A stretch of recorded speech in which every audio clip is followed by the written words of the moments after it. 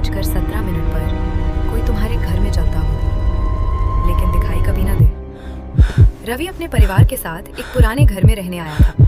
शुरू के कुछ दिन सब कुछ बिल्कुल सामान्य रहा, लेकिन एक रात ठीक 2:17 पर उसकी नींद भारी कदमों की आवाज से खुल गई। ऐसा लग रहा था जैसे कोई नीचे हॉल में धीरे धीरे टहल रहा हो। डरते डरते वो नीचे पहुंचा, लेकिन पूरा घर खाली था।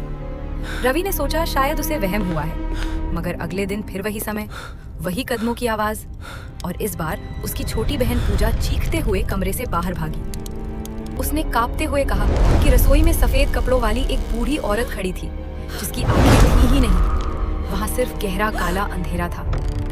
अगली सुबह रवि ने पूरे घर की तलाश शुरू की। स्टोर रूम में पुराने बक्से हटाते ही उसे लकड़ी का एक छिपा हुआ दरवाजा मिला।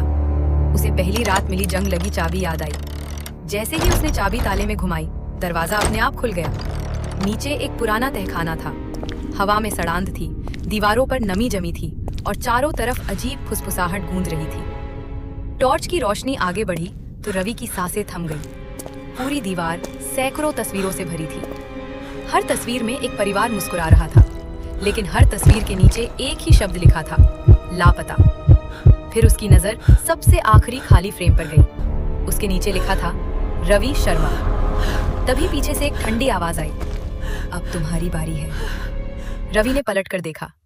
वही बूढ़ी औरत उसके ठीक पीछे खड़ी थी। उसके चेहरे पर कोई भाव नहीं था, सिर्फ खाली काली आंखों के गड्ढे। अचानक तहखाने का दरवाजा जोर से बंद हो गया। चारों तरफ से परछाइयां निकल गईं और पूरा कमरा अंधेरे से भर गया। रवि की चीख पूरे तहखाने में गूंजती रही, लेकिन बाहर तक कभी नहीं पहुंची। अगली सुबह पुलिस आई, मगर रवि और उसका परिवार कहीं नहीं मिला।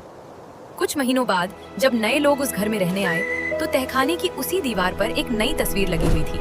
उस तस्वीर में रवि और उसका पूरा परिवार मुस्कुरा रहा था और नीचे सिर्फ एक लाइन लिखी थी, अगला मेहमान